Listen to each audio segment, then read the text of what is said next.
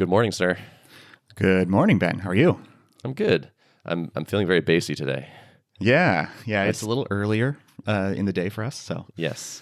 Normally a 4 p.m. call, but we're at a 10 a.m. call because we have a guest who is in a different time zone. We do. A very esteemed guest with us today.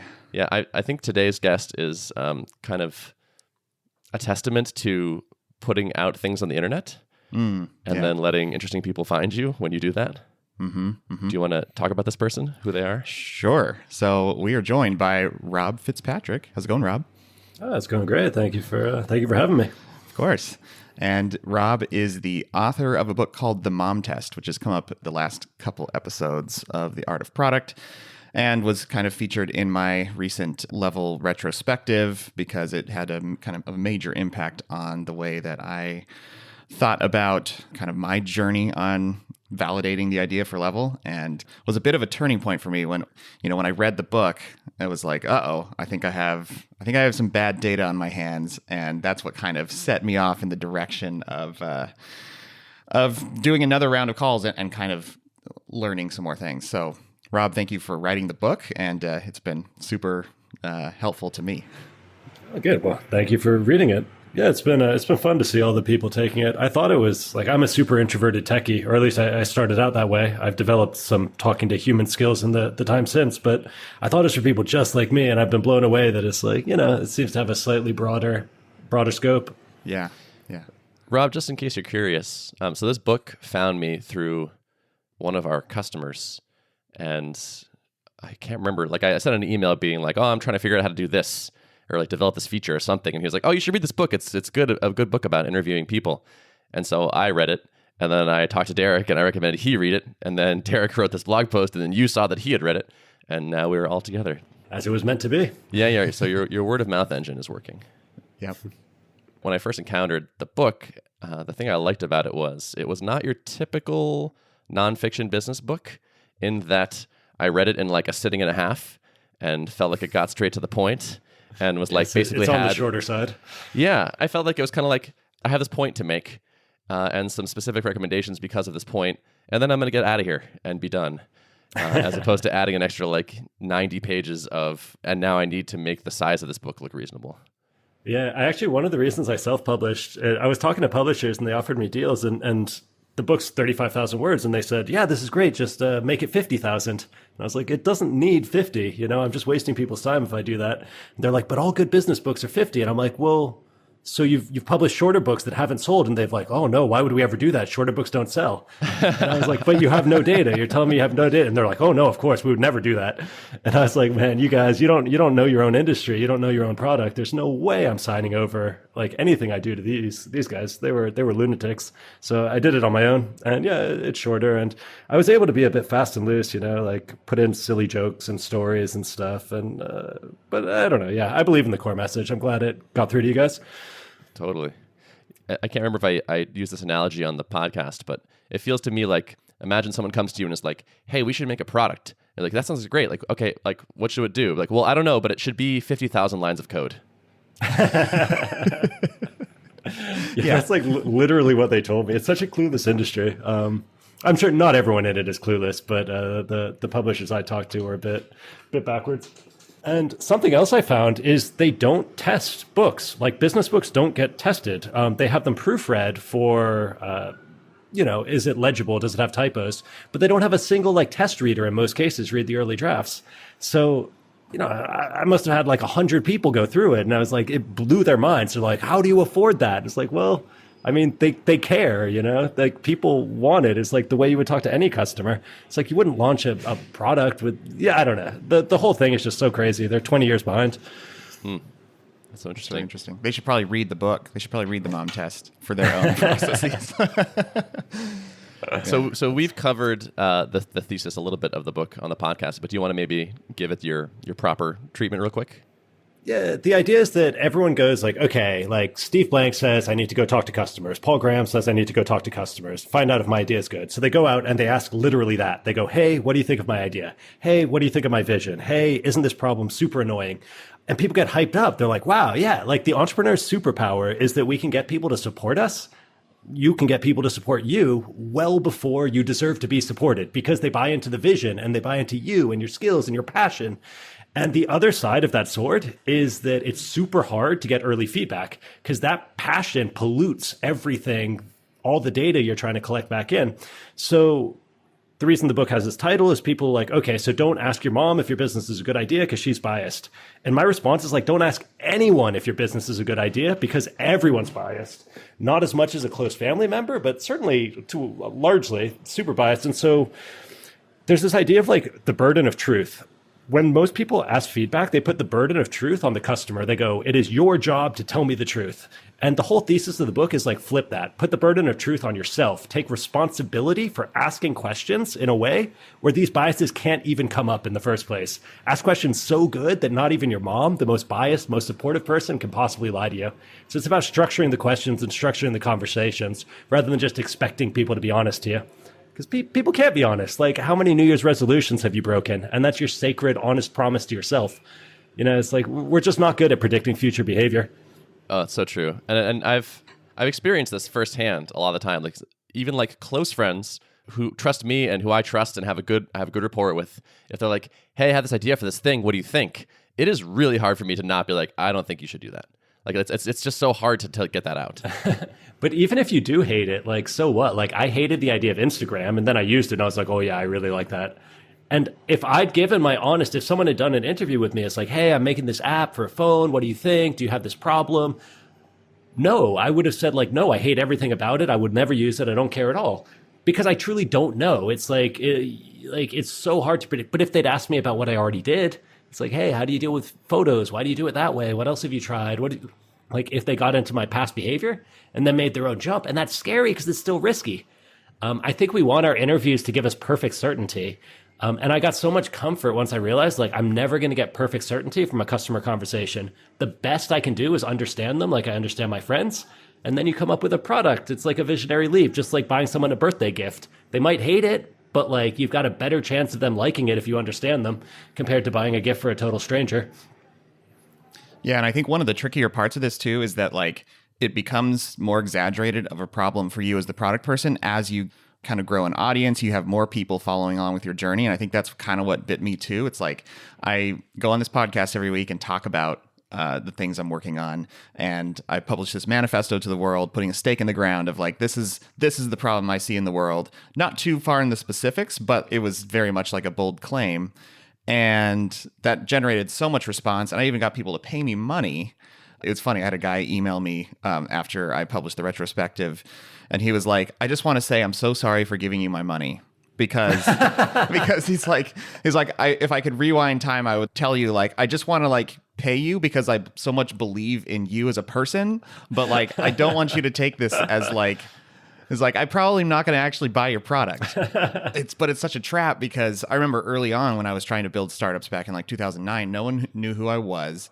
I got more brutal honesty back then. And it actually served me pretty well, I think. And I, was able to pretty quickly shut things down if they were not resonating. But these days, I feel like it's a lot harder because so many people just want to be supportive. It's nice when you're going into a new industry if nobody knows you. I mean, it's hard and it sucks in a lot of ways, but at that point, even someone agreeing to take a meeting with you is like pretty serious validation because it's like the problem statement, the way the language you've used, like that's hitting some sort of nerve that they're willing to risk some of their day on a stranger. Once you've got something to offer, if you're unusually beautiful or famous or successful, like anyone will meet with you, so like that stops being validation. And it's like, so you need to like set the bar higher. It's like, yeah, it's funny that even the money lied to you. I don't think I've reached that level quite yet. People don't give me money for nothing. Well, Derrick is unusually beautiful. Emphasis on the unusual part. When I started Level, my first step was to kind of publish this piece, this like, I called it the manifesto. And it was just like, here's a problem I see in the world, and tried to get people nodding along with it and feeling really compelled by it. And I'm wondering now, like looking back, do you feel like that was premature or that like tainted the well for me being able to have useful customer conversations? Or if not, like how might you think about like approaching untainting that well? Well, I think it's just a different task. There's like the starting to build the marketing and the community and the audience and the list, and that's super valuable. And I think it's been kind of well established by people far smarter than me that the earlier you can start doing it, the better. That just helps make everything you do more successful. But then there's also the learning side. And maybe those audiences aren't the same. Like maybe it's not the same groups of people. You're like starting to build your like marketing list, and maybe there is some stuff to learn. It's such delicate phrasing sometimes, and little things like if you've got a list, you go, okay, well, these people are all over the world, so I'm going to talk to them on Skype, and then you're setting up Skype conversations. But one of the problems with our video calls is that you need a good reason to have a video call. You need to kind of set an agenda. And when people are on them, they're in a hurry to get off of them. And so it's kind of like, okay, what's this about? Like, oh, you're going to ask me some questions. Okay, question 1 of 5. Just the medium adds this whole layer of formality where if you can create a casual enough context, like if I was in your shoes, I'd be like, cool, I'm doing my internet thing. That's my marketing. Cool. That's rolling. Now, like, let me find some real live, like humans in meet space and like just talk to them in a place where they don't have an agenda and they don't think I have an agenda. And we're just like hanging out. And, you were replacing Slack. So like loads of people use Slack. And the nice thing about that is you can go to literally any co-working space and talk to literally anyone there. And you're having like a potential customer conversation.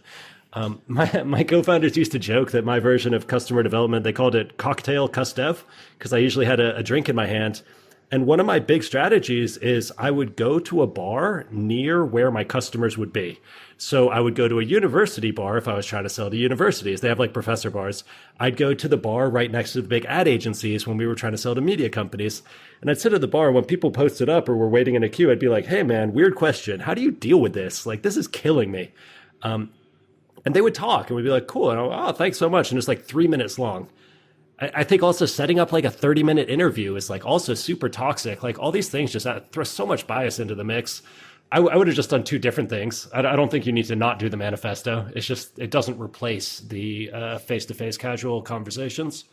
Now something I have to be careful about as I try to like correct my course from what I did on the previous thing as I'm starting something new. I feel like I'm seeing in myself that I want to this time really go by the playbook and do things the quote unquote right way. But the tricky part with startups is that like there really is no playbook. There are frameworks to follow, right? Even something like this, there's a kind of a set of good ideas around how to have these conversations, but there's no one true way to do it all correctly. Yeah, and another huge issue is that you'll get different amounts of benefit from it depending on the type of product you're building. Like the more well-defined the problem is that you're solving, the more value you can get out of customer conversations. So like if you're building the Segway or Uber or a video game, like you can't go to a customer and be like, hey, do you like having fun? It's like, how would you feel about a bicycle with the wheels beside each other? It's like, you can't ask these types of questions because they're not solving an explicit problem. They're like a 10x improvement in theory, on like whatever they had before. Or it's like in the case of a video game, it's a nice to have in most cases. And so those are like very product led. Like you might talk to someone to understand why they bought this and not that, but like in that case, you need the prototype ASAP. Whereas if you're building the stuff like Steve Blank was building when he wrote 4 Steps to the Epiphany, like enterprise software solving well-defined, explicit problems with a clear budget behind them, you can learn everything just by talking to people. So it's like, I think one of the irresponsible things that the startup community has done, and I've been part of this when I was younger and more excitable, is we try to overgeneralize these tools and we see that they work really well in one context and we assume they'll work equally well in each context. Whereas it's much more like a tool bag and each tool has like a different type of business and time of the business where it's really powerful and but it's hard. How do you teach that? How do you teach the wisdom to reach for the right tool? It's much easier to be like step 1, step 2, do this, then do this. Looking back, I could have probably gotten enough information early on if I had followed kind of the mom test playbook a bit. Like I probably could have convinced myself that this is too risky of an idea for the kind of goals I have as an entrepreneur. Like it was too big of a audacious of a plan. Once I set down that path, it became very difficult to get accurate feedback about people about whether they were going to actually use the product, because it so much depends on like, well, how do the mechanics of the product feel? They're like, I like this in theory, but I can't really tell you until I put my hands on it. But then the tricky part is like I spent, a solid year of development effort time just to kind of get up to baseline usability, basic product mechanics working together, because it turns out it's a lot harder to build a real-time chat tool than than I originally thought. Like you said, like not all ideas are equal in scope, and this one I think proved to be just too long to even build an MVP, because given the resources I have and stuff, like I needed to get this far just for people to put their hands on it, then to be able to tell me like, yeah, these mechanics don't feel quite right for my team, Yeah, and like the switching stuff, like switching away from another, and like the lock-in of teams and all this stuff. Like, yeah, you were up against a ton of difficulties there. Yeah. It's one of the things that, like, when I started out, and then I think my first company we started in 2006, and we went through YC and we raised money and we had big customers, and then we failed like 4 years in. And then right in the middle of that was when lean startups started becoming big. That was breaking through like 2010. And it led me to a sort of like idea nihilism, if this makes sense, where I was like, the idea doesn't matter at all. It's like 100% the journey, and the future's unpredictable. Therefore, just like screw it, grab something and start building it. And to no one's surprise, like the next few things I built did not get off the ground, or I would build them and they'd kind of get off the ground, and I'd start having customers and doing customer support. Then I'd be like, wait, I hate this business. Why did I build this? And I'd shut it down real quick.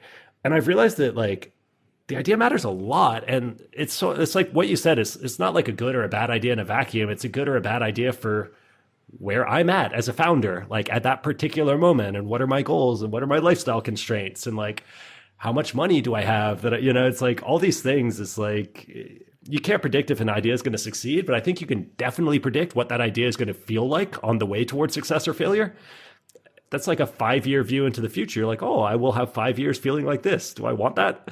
It's going to be 2 years before I even know if this works. Like my background's in video game programming and video game design, and I would never do that as a career. I would never build that as an entrepreneur, because the business path for that is like, okay, work really hard for 3 years and then you find out if it worked or not. It's like the worst industry ever. There's just no way to de-risk it. That's a good way to think about it. I've started thinking about different ideas on kind of a, like you said, a scale of risk, and that it's like, how much risk am I willing to take on? And Level, it turns out, was very risky on many fronts. One, because of just the time to building the MVP and the switching costs and all those things.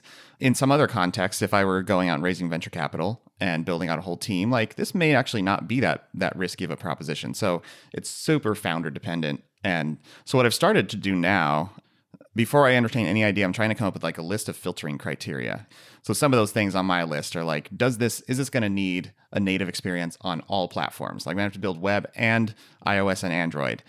That's probably not a good fit for me. Is this like absolutely mission critical to the operation of a business? Meaning like, we got to have 5 nines of uptime or else people are going to be having a really bad day.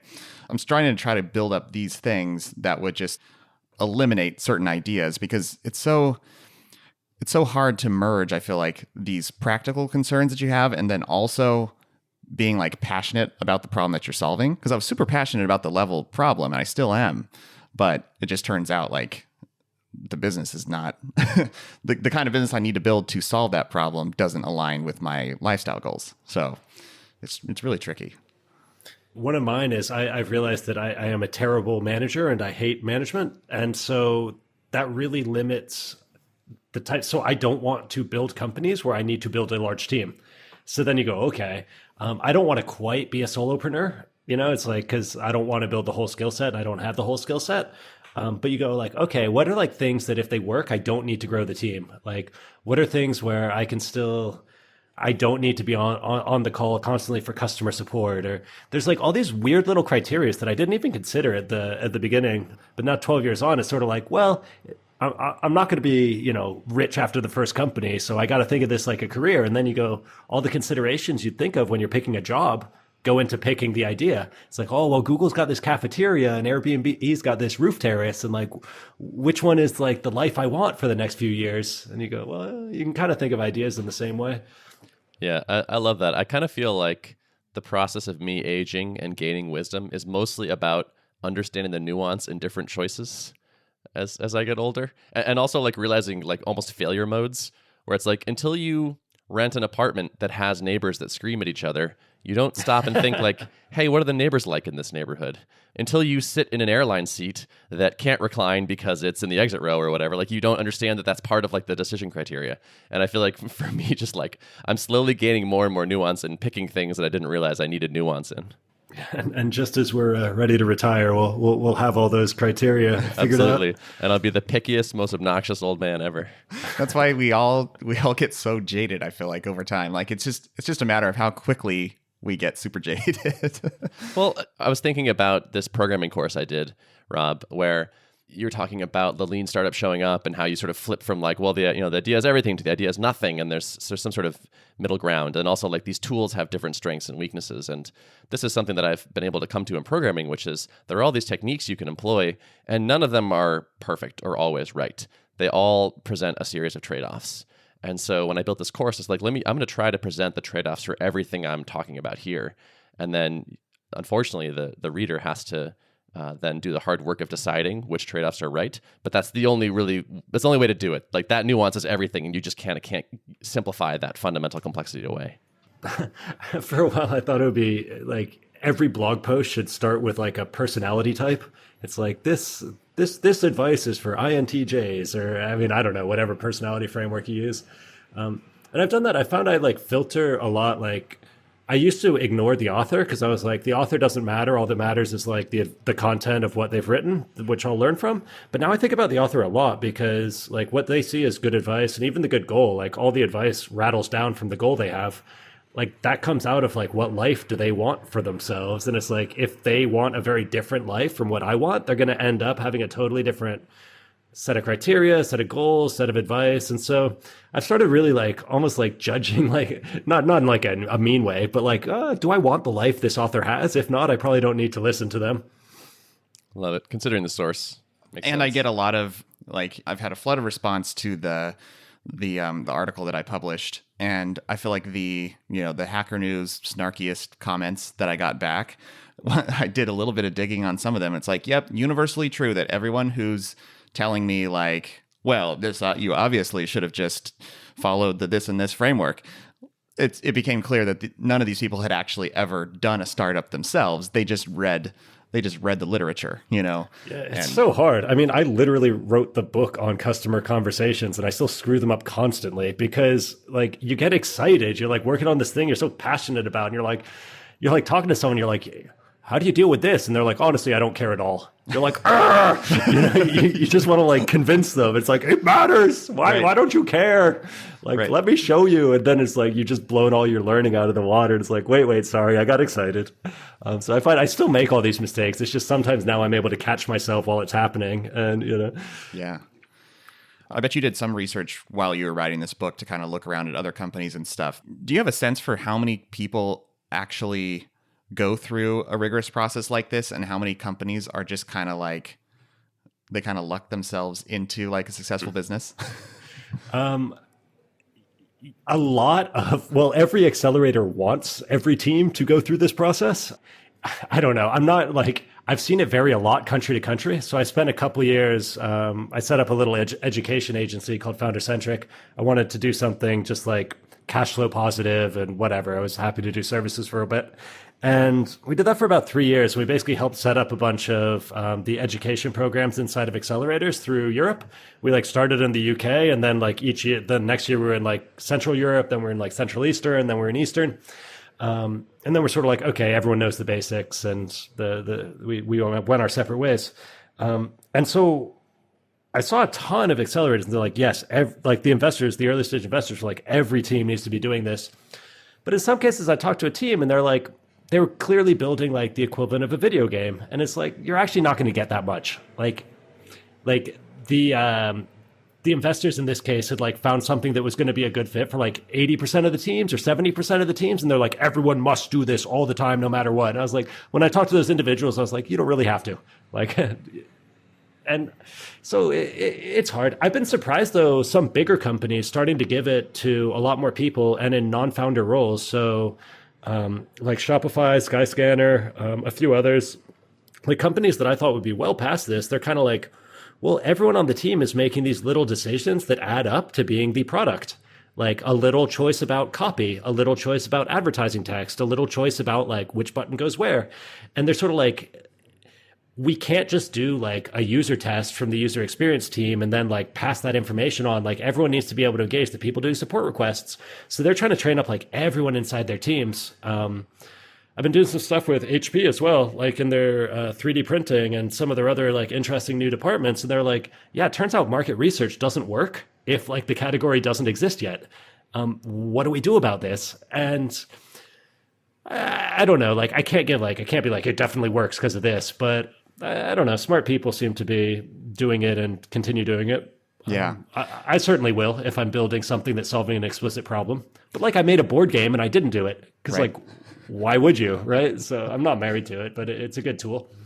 Yeah, that's actually a really good point that you bring up too, that I think this framework in here is kind of it's not only for at the early stage of coming up with an idea for a company. Thinking about like my previous startup called Drip, we started out on one path that turned out to be very different than how we ended up. So we started out with just simple like email capture and sending an autoresponder follow-up thing. And then we would like shuffle your subscribers into MailChimp or some other system. That was kind of the initial hypothesis with that. And we did a little bit of validation, but not a crazy amount.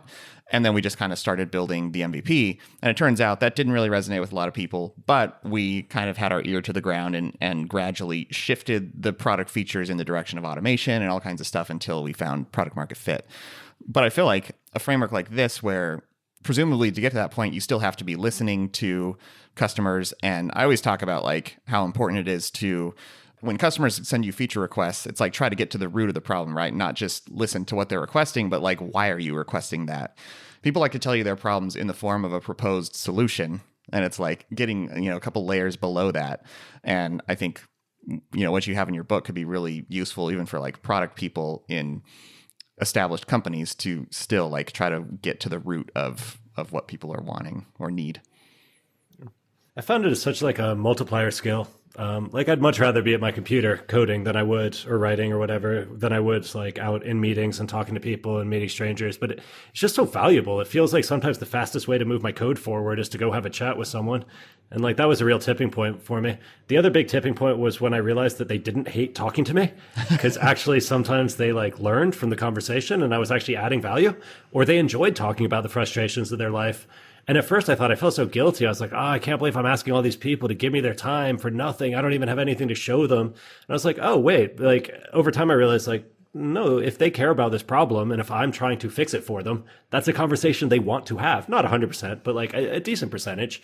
And you don't force people into talking to you. You find the people who do want to talk to you. Mm-hmm. How do you think about getting a good sample size? Like, do you have heuristic on like roughly how many conversations you need to have, or does it kind of just depend on like, do you get a sense as you go through if you're feeling pretty confident in your findings?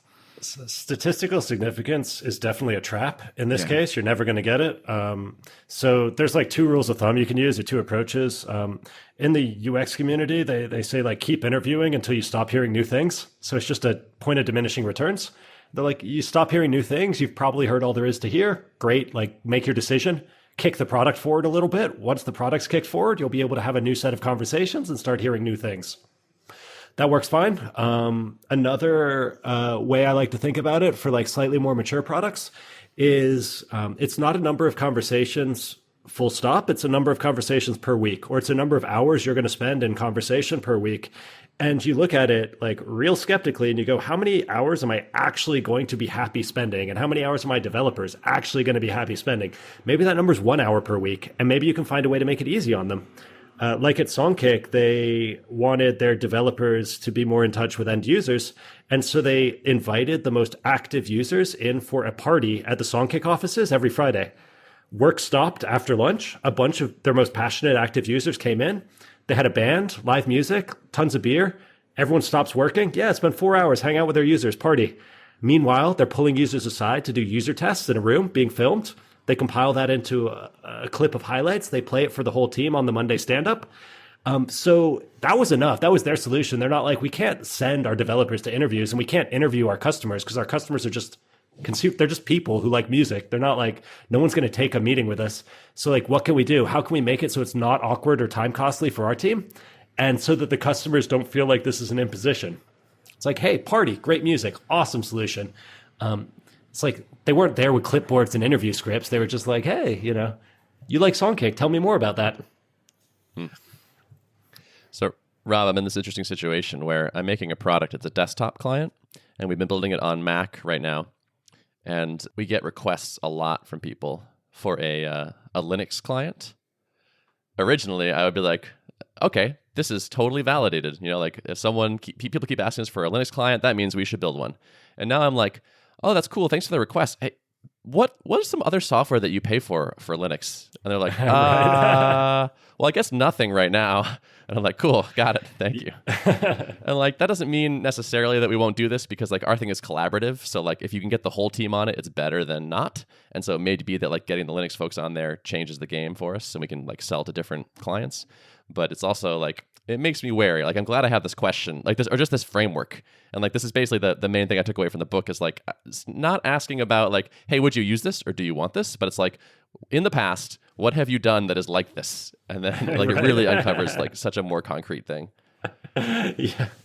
I've had such funny pitch meetings with stuff like that, where I like show someone a product and I'm excited and they get all excited and they're like, this is incredible. I would pay anything for this. Everyone's going to use it. And I was like this one person where I realized this, he was just being so over the top. It set off my bullshit sensors. And I was like, there's no way this guy's, but he was so excited and passionate and everything you would look for in an early adopter normally.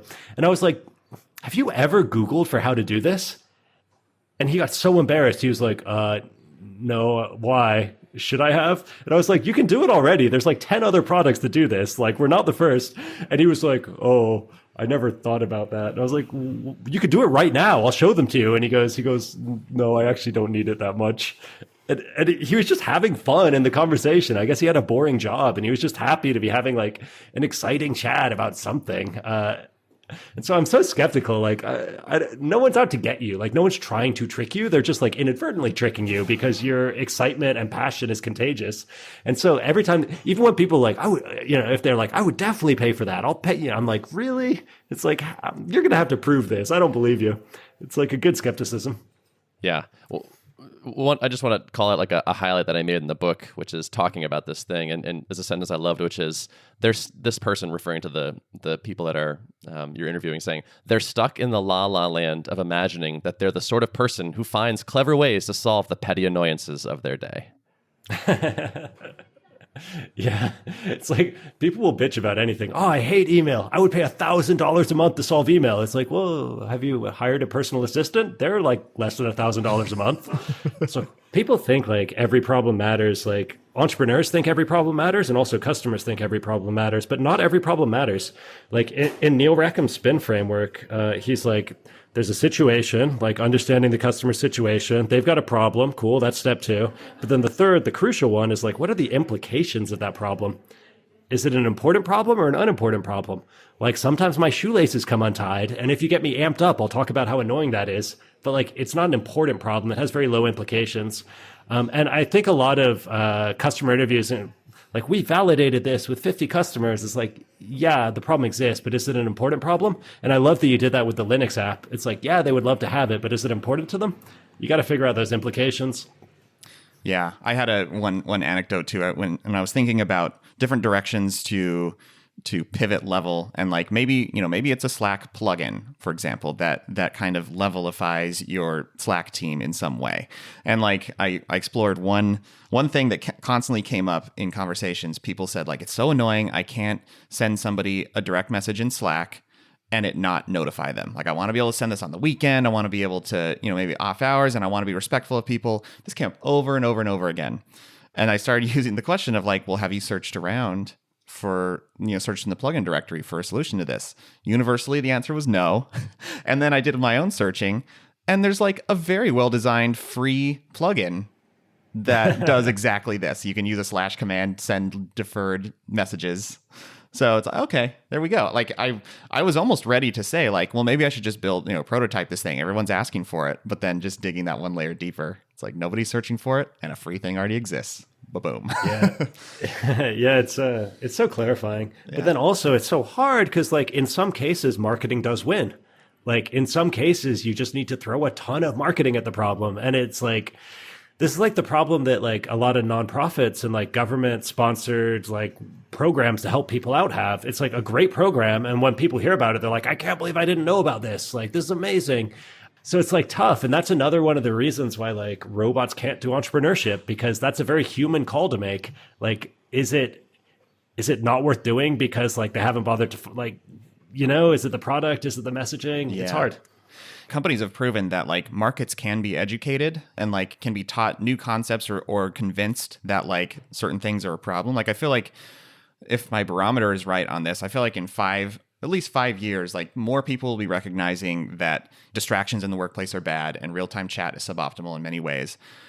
It's very costly to kind of infuse the business culture and get you know kind of a tipping point of people agreeing that this is a problem and we ought to be changing up our tools to something more favorable to reducing distractions. It's theoretically possible to do it, but it takes a lot of money and a lot of skill to kind of educate an entire market or invent a new category. And so that's, I guess, comes down to like, does this fit with my ambitions, right? Yeah, it's tough. And it kind of, if you want to tackle those challenges, it pushes you down a different path. Like, you know, you're raising more money, you're doing things a certain way. It's like a lot of the questions get answered for you about how are we going to build this thing and what's it going to feel like. So Rob, I just checked and the book came out, looks like originally in 2014. It's just funny to me because it felt like suddenly it had popped into my radar in like a bunch of different ways and a bunch of people were talking about it. And like now I'm like exposed to it. Like, is there a resurgence going on or did it just happen to become exposed to me recently? No, it's just very community by community. So my whole thesis with the book, I have a thesis about business books, right? There's different types. There's like infotainment and there's manifestos and blah, blah, blah. But mine specifically like is solving a sharp problem. And my feeling was that, throughout the startup journey, like everyone at some point tries to have a customer conversation and it sucks. And then they are having beers with a friend or they're talking to their mentor or VC and they're like, this is so hard. And that person goes, I know the answer. It's this book. And so I kind of like semi-consciously, I won't say it was like 100% formed in my mind, but I was like, I had this hunch that like, and that's why I was willing to choose such a stupid title. Because like the mom test is like, no one's going to discover that through search, right? They have to be recommended through word of mouth. And the reason I was willing to make that call, like against all the advice of the self-publishing folks, is like, I figured like no one's going to randomly buy this book. Like they're just not. Like I wasn't credible enough at the time. Like the topic isn't spicy enough. I was like, the only way they're going to buy this is if someone they trust recommends it to them. So that gave me permission to be very like sharp in this way. And that's also why like, in the first draft, I talked a lot about like lean startup and MVPs and stuff like that. And I was trying to cover too much territory. And thanks to both proofreaders and also like this thesis, I was like, actually, anyone who gets this recommended is already going to know all that stuff. So like, I don't need to cover it. So I just like went in and deleted half the book. And I was like, cool. Like, let's just assume all that knowledge already exists. And I can't remember exactly what started me. Oh yeah. So that means that its spread is very like pocket by pocket. Like it'll get into one community. So the first community it started was the UK accelerators and Western European accelerators, starting with Seed Camp, who like very generously did a great launch event with me. Like at their big Seed Camp week, there were 500 mentors and investors from all over Western Europe, like basically the best people in Europe. Seed Camp let me launch there, and we gave away 500 books to each of those people. Well, one book to each of those 500 people. And that started the seed of mouth. And so at the beginning, like 100% of my sales is UK. Now it's like 10%, which is about where it should be, you know, based on population. And I've seen it. It's been like other pockets as well. And I've seen this, like it's translated into a bunch of languages. And with the exception of Russian, there's almost no sales. And Russia's the only place where I went and gave away like 1,000 books. And it's the same thing. That seeds the word of mouth. And I think what's happened here is like, you know, like the Drip, Amy Hoy, like Brennan Dunn, like that little cluster. I don't think they'd ever bumped into it before, which is funny because I grew up with Brennan, but it's just like the book hadn't entered that world, like the bootstrapping micropreneur world. And it sounds like now it's starting to, which is very exciting for me. Mm-hmm. But yeah, we'll see. Anyway, that's the long-winded answer, but hopefully it's a bit of product insight as well. Yeah, no, that's cool. And I'm happy to do our part of exposing it to a new group. Yeah, something funny in Russia that really made me feel good is like that not a lot of business books get translated into Russian. So, it's winning by virtue of being in a small pond in terms of business books.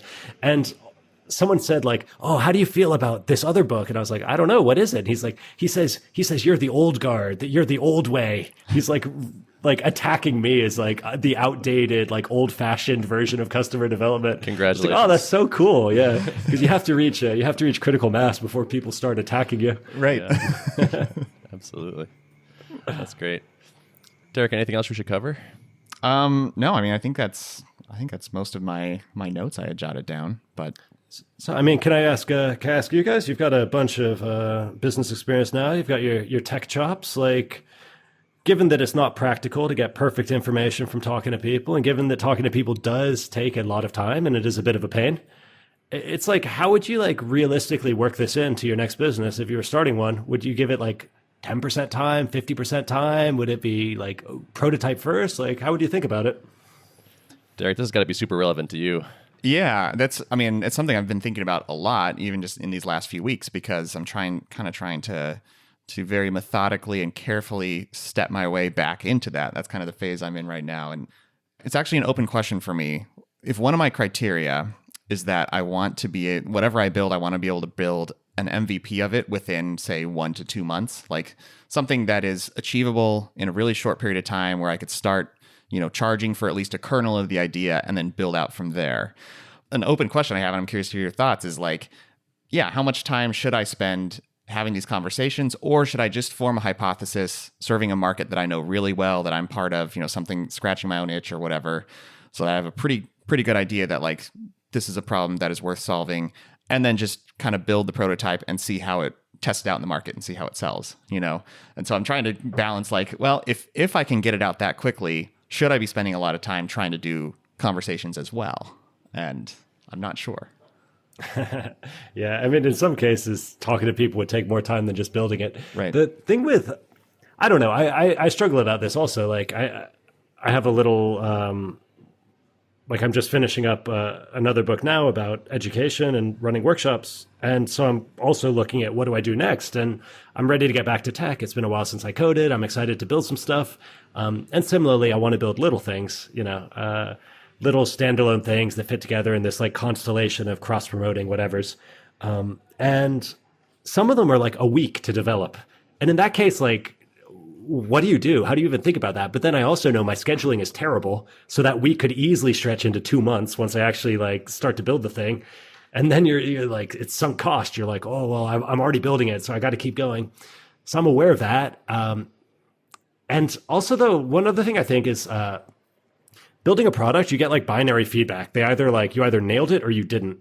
But it doesn't necessarily like help you get pointed more in the right direction. So I don't know. I think you need to understand your customers well enough to know how they make their decisions and how they spend their day and their time and their money.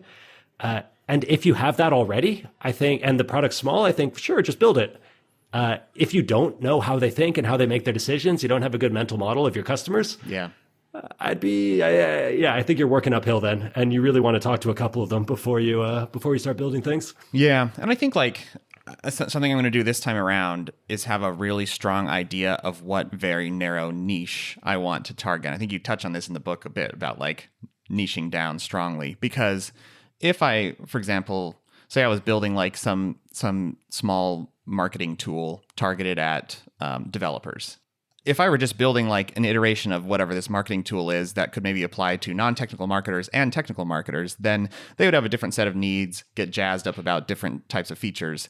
But if I knew like, well, this is what developers want out of this type of tool set, and then if I talked to a few developers and had kind of the mom test conversations and verified that like, yep, it seems like this is a real pain for that very narrow niche, then I feel like I can get confidence quicker, because I know that like developers tend to value similar things. Like it's just, so having fewer conversations, I think could still be okay because it's just such a narrow targeted niche, as opposed to trying to say like, does this tool broadly apply to anyone doing marketing? Well, then it's harder to get a good sense because everyone comes from a different perspective.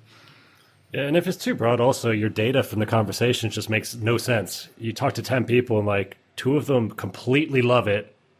4 people are like kind of okay about it, and like 4 people won't give you the time of day. You're like, what sense do I make? And I think a huge mistake people make is they try to turn these early conversations into percentages. They go, oh, only 20% of people really care, so we got to give it away. It's like, no, that's stupid. You've completely misread that data. Like, is there something that makes those 2 different from the other 8? Maybe that's your real segment. So it's like, yeah, I don't trust, like, this kind of goes back to what you asked about statistical significance as well. There's like just so many ways to screw that up. Like, if you're not like, don't have a perfect segment, and how are you going to have a perfect segment before you start? That's something you discover by doing it. So these things that it's like, whatever, you're putting the understanding into your head, and then you're making an emotional decision. It's like entrepreneurship's still a human art. Right. Yeah, that's the thing. I think it is more art than science, which is kind of, it's frustrating for a left-brained, like very rational, logical developer, but it's kind of something that we have to accept. And it is entrepreneurship is inherently a little bit irrational. Like it's not like you can't fully justify it as something that you can totally de-risk. Like there's always going to be risk built in, right? So it's just a matter of doing these things to try to mitigate your risk as much as possible. Exactly. I'm excited to have this as a tool in the toolbox. Like I said, I've started using it for not like full-on products, but like pieces of things we might do, like this Linux client. I've been considering starting a different podcast. And so, my initial impulse was like, hey, would you listen to a podcast about XYZ first? And now it's like, hey, what podcasts do you listen to now? And then see how. Why those? How did you find them? Like, why did you choose them? When's the last time you added a new one? Yeah. Which ones did you start listening to and then stop? Hello, why did you stop it? There's Totally. like, you can pull on this thread so much. This concept kind of rewired my brain around validating this stuff. And so it feels just like a useful new way of thinking about things that I'm putting on the tool belt. So I appreciate it. I'm glad I have it. Cool. And if anyone else wants to check it out, the book's momtestbook.com. Totally off topic, but if you happen to ever run workshops or you're interested in that sort of thing, the new book's workshopsurvival.com. Nice. Very cool. And yeah, where can people keep up with you, Rob? Are you on Twitter? RobFitz.com has links to everything. I do a very occasional kind of blast about whatever I'm thinking or working on. And that's kind of it. I'm technically on social media, but extremely inactive. And I'm in Barcelona. You can find me there. How's Barcelona? I mean, brilliant. It's awesome. Good place for developers. Like if you're a freelancer anywhere in the world and you want to move to Barcelona, you'll have an incredible life at lower costs. And it's great. There's also good tech talent out here. There's some problems like the legal structures for setting up a company and stuff are pretty painful. I'm going through that at the moment. But yeah, quality of life's incredible. Development talent's great. Lifestyle's awesome. It's like sunny, whatever, every day. Awesome. It's great. Very nice. Nice. Cool. Well, thanks for coming on the podcast, Rob. It was great talking to you. Yeah, my pleasure. I enjoyed it. Show notes, Mr. Derrick? Show notes can be found at artofproductpodcast.com. Thanks for listening. See you next time.